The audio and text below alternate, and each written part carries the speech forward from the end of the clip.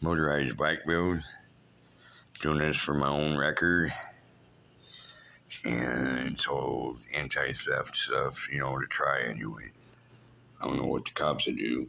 They probably wouldn't do nothing, I don't know.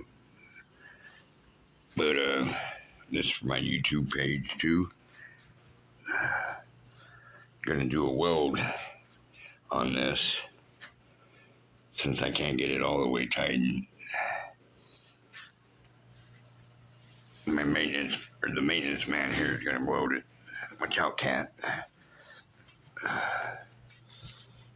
He said it ain't gonna be pretty.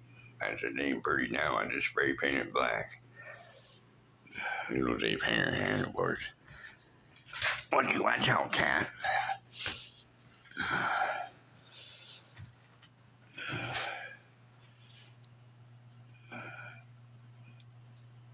Twin frames.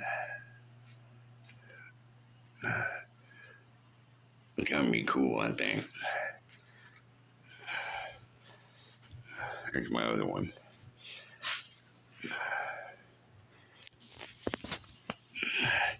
Badass, huh?